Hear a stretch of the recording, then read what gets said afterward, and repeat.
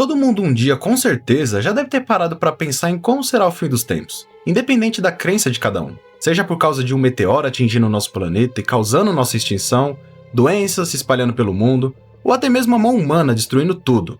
Mas você sabe o que o último livro da Bíblia, o Apocalipse, fala sobre isso? Com certeza, você já deve ter ouvido bastante sobre ele, nem ter sido por cima mesmo. Esse é um livro que mexe com muitas pessoas. É um livro que tem diversas figuras bizarras e também é um livro que divide muitas opiniões. Mas no vídeo de hoje, eu vou te mostrar o que você sempre teve curiosidade de saber, mas nunca entendeu direito. Como seria o fim do mundo, segundo a Bíblia, no livro de Apocalipse. Mas antes já sabe, né galera? Se inscreve no canal e deixa o seu like, pois isso é muito importante pro crescimento do canal, galera. E também não vai tomar nem 5 segundos do seu tempo. E fazendo isso, vai ajudar muito no crescimento dessa comunidade aqui no YouTube. Mas agora sem enrolação, bora pro vídeo.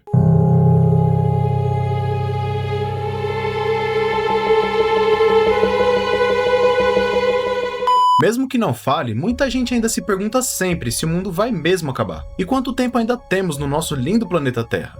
Esse é um tema muito complexo, que divide inúmeras opiniões. Mas o livro de Apocalipse da Bíblia teria uma explicação de como tudo vai acontecer. E olha, eu já te adianto que não vai ser nada legal. Mas no fim, tudo dá certo. Tudo que está escrito em Apocalipse foi escrito por um profeta chamado João, que teria tido várias visões enviadas por Deus. E o que ele viu foi simplesmente perturbador. No livro de Apocalipse, essas visões seriam como um conjunto de sinais, catástrofes e acontecimentos que ocorreriam aos poucos. E bom, agora que vocês já entenderam mais ou menos sobre o que estamos falando, agora vamos entender como tudo realmente aconteceria na prática. No início da era cristã, o Império Romano dominava grande parte do mundo conhecido. Era uma potência militar, política e econômica, mas também impunha um sistema religioso e ideológico muito rígido.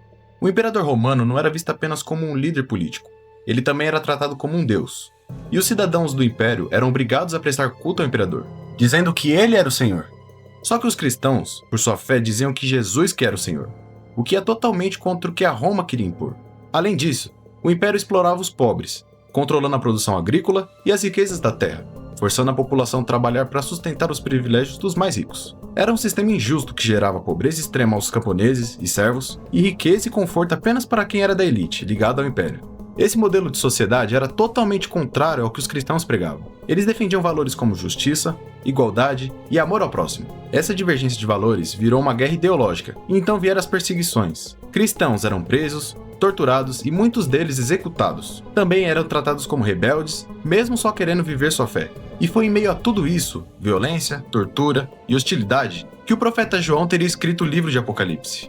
João, então, teria tido visões sobre o fim dos tempos, e escreveu o livro de Apocalipse por volta do ano 95 d.C., na ilha de Patmos, à beira do mar Egeu, onde ele teria ficado abandonado, provavelmente como uma punição por sua fé. E então surge um dos maiores livros da história, um livro relatando possíveis coisas que aconteceriam no fim dos tempos. Mas galera, temos sempre que lembrar que a Bíblia pode ter milhares e milhares de interpretações diferentes, beleza? Dito isso, vocês vão ver agora tudo o que aconteceria desde o começo do Apocalipse.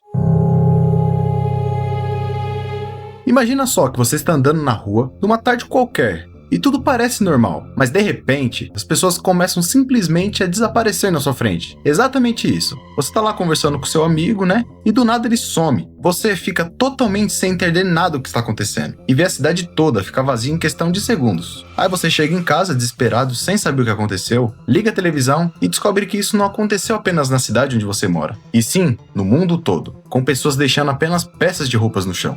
E com isso tudo acontecendo, o caos literalmente começa. Carros batem, aviões caem, pois quem estava dirigindo e pilotando ambos simplesmente sumiram também. E assim começaria o Apocalipse, com esse evento conhecido como o arrebatamento. Um evento sobrenatural, onde Jesus volta e salva aqueles que realmente creram nele. Algo totalmente sem nenhum aviso, simplesmente aconteceu. E enquanto uns desaparecem, outros ficam para trás, confusos, desesperados, tentando entender o que acabou de acontecer, sem saber que isso é apenas o começo, pois o pior ainda nem começou.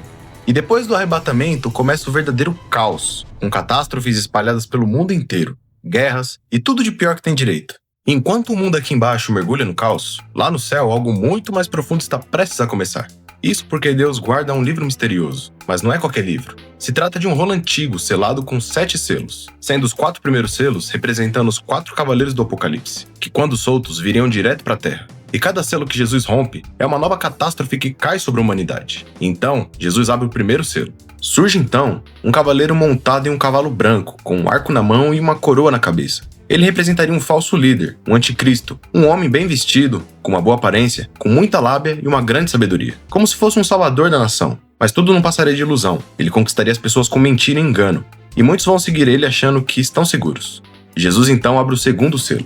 Então aparece outro cavaleiro, dessa vez montado em um cavalo vermelho com uma grande espada, o que representaria guerras e violência extrema. Esse selo tiraria a paz da terra.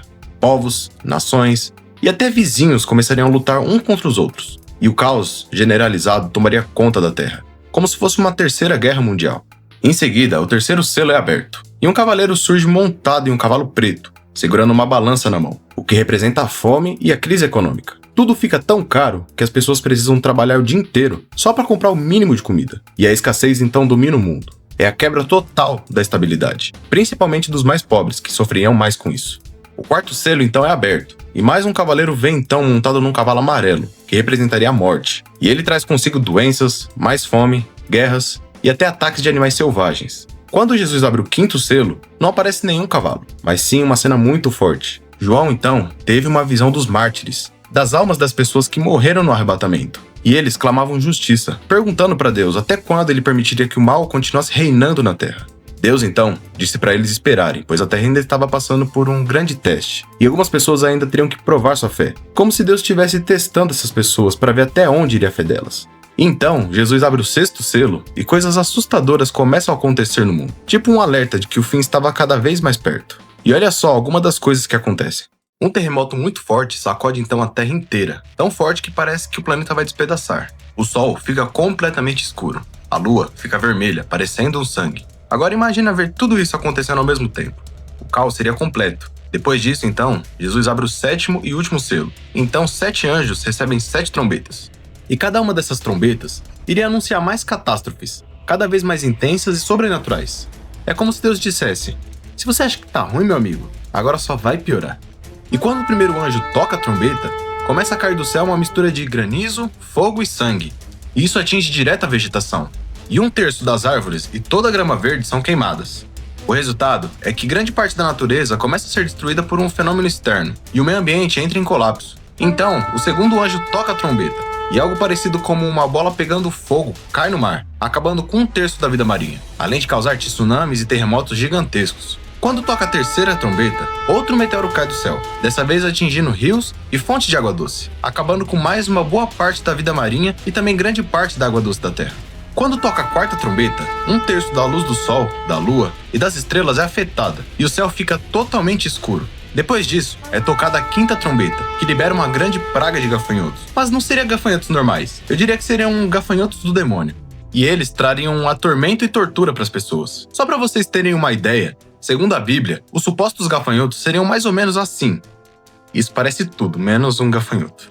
Deus, então, teria ordenado a esses gafanhotos que não acabassem de vez com a humanidade, mas ficassem atormentando por 5 meses. João, então, teria escrito: nesse tempo, as pessoas vão procurar a morte, mas não vão encontrar. E dor e sofrimento estariam reinando aqui na terra. E nesse exato momento, o sexto anjo toca a trombeta, e é liberado um exército de demônios com mais de 200 milhões de cavaleiros. E esses demônios estariam guardados exatamente para essa hora. E a missão deles era uma só: matar 1/3 da humanidade. E nesse meio tempo, galera, a Terra iria parecer literalmente um inferno, tendo, segundo a Bíblia, apenas Israel como um único país seguro para estar. E depois de toda a destruição, então Satanás reuniria toda a sua tropa de demônios para uma última investida, invadir Jerusalém e destruir todo o povo de Deus. Então, Satanás e seus demônios começam a invadir Jerusalém, pelo sul, mas bem no final. Aos 45 minutos do segundo tempo, quando todos pensavam que ele iria destruir tudo, toca então a sétima e última trombeta, e Jesus volta montado num cavalo branco, e traz com ele seu exército, com roupas brancas, cavalos, glória e poder. Então acontece a última batalha, na qual o anticristo é derrotado e condenado a 1000 anos de prisão. E nessa fase começa o chamado Reino dos 1000 anos, onde a terra é tomada por paz, sem guerra e sem fome. Seria literalmente o paraíso, mas apenas para aquelas poucas pessoas que passaram por todos esses testes feitos por Deus. Só que ao final desses 1000 anos, o anticristo é liberado novamente, mas dessa vez por um curto período de tempo. E então, nesse curto tempo, ele reuniria novamente seu exército de demônios para tentar pela última vez derrotar Jesus e todos os seus seguidores. E então acontece a batalha final, do bem contra o mal. A cena seria essa: multidões de rebeldes cercando a cidade santa, onde Cristo reina. Um exército gigantesco, liderado por Satanás e seus demônios. O mal tenta uma última investida, mas diferente da batalha anterior, dessa vez não tem nenhum esforço e nem demora. A Bíblia diz que desceu fogo do céu e os consumiu. Deus então lança Satanás contra um lago de fogo e enxofre e o derrota para todo sempre. E depois de tudo isso, desastre, destruição, sofrimento, acontece tão esperado juízo final, onde só quem acreditou e seguiu Jesus até os últimos segundos vão para o céu junto com ele, e os pecadores vão para o inferno com Satanás para sempre. Passado isso, Deus então cria um novo céu e uma nova terra, onde não existe mais dor, não existe sofrimento, apenas alegria e felicidade, pois Jesus estaria sempre com seus seguidores. Lá também não existiria mais luta, pois a morte já nem existiria mais. Então, depois de todo o caos, todo o sofrimento, o fim seria feliz para aqueles que seguiram Jesus até o último segundo. Bom, galera, esse então seria um pequeno resumo de como seria o fim dos tempos segundo o Apocalipse, segundo a Bíblia. E como disse no começo do vídeo, eu vou reforçar de novo, existem diversas interpretações, e cada pessoa, cada religião pode interpretar o fim do mundo de uma maneira diferente. E o que eu quis trazer para vocês, galera, é só mais uma visão das várias que existem, e eu resolvi trazer da Bíblia hoje.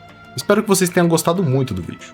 A mensagem que eu tenho para passar é que, independente de qualquer interpretação que possa existir, o mais importante de tudo é sermos pessoas boas e sempre fazermos o bem, pois independente de como vai ser o fim de cada um, teremos a consciência de que fomos o melhor que a gente pôde.